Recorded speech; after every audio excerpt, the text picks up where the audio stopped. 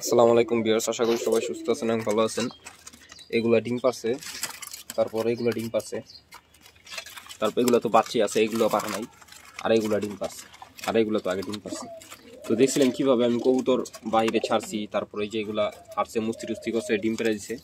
তো এই যে এই পেয়ারটা, এই মাদিটা অনেকদিন যাবত রেস্টে ছিল, প্রায় 1 থেকে 1.5 বছর। তো যার কারণে এটা ডিম পারতে লেট হইতেছে, কিন্তু এটা যখন পারা শুরু করবো, রানিং হয়ে যাবো, তখনই রেগুলার পারবো আল্লাহর রহমতে। প্রতি মাসে পুরা ডিম পারবো। তো এখন একটু লেট হবে, তো তারপর ঠিক হয়ে যাবে ইনশাল্লাহ। তো আজকের যে টপিকটা সেটা হলো কবুতরের ফ্লাইং কীভাবে বাড়ানো যায়। কবুতর ফ্লাইং বাড়ানোর কিছু উপায় আছে, সেটা হলো আপনারা অনেকে অনেক কিছু খাওয়ায়, কিন্তু আমি খাওয়াবো না। আমি কবুতরকে রেস্ট দিয়া কবুতরের ফ্লাইং বাড়াবো।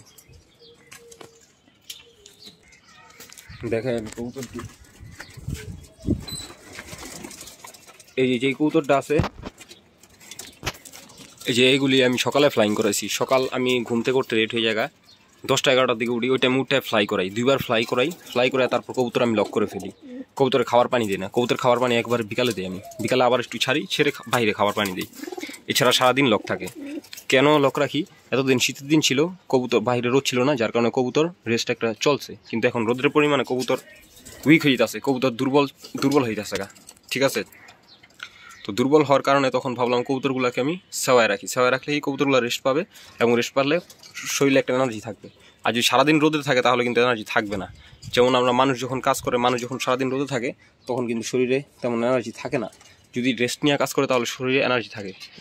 মূলত সেই প্রেক্ষিতে আমি কবুতরগুলো লক করছি। তো আপনারা চাইলে, এখন যেহেতু গরমের দিন পড়তেছে, রোদ উঠতেছে, কবুতর খুব দ্রুত আটকে লাইবেন, যেমন 11টা 12টার দিকে আটকে লাইবেন, তাহলে দেখবেন কবুতর রেগুলার ভালো ফ্লাই করবে। আর ডেলি রেগুলার রোদের মধ্যে ছাড় থাকলে কবুতর দুর্বল হয়ে যাবে, কবুতর হাল ছেড়ে দিব। আর যেগুলো ফিডিং করতে ওগুলো বাইরে রাখছি, যেমন এই যে বাচ্চাগুলা। তো এইভাবে মূলত কবুতরের ফ্লাইং পারছে। আজকে আল্লাহর মতো মোটামুটি ভালো উঠছে, কালকেও ভালো উঠছিল, আগামীকাল আস্তে আস্তে আরও বেড়ে যাবো ইনশাল্লাহ। এবং খাবারটা একটু এখন বেশি দিতে হইব, যেহেতু গরমের দিন, কবুতরের ক্লান্তি এবং স্লাইন দিতে হবে পাশাপাশি।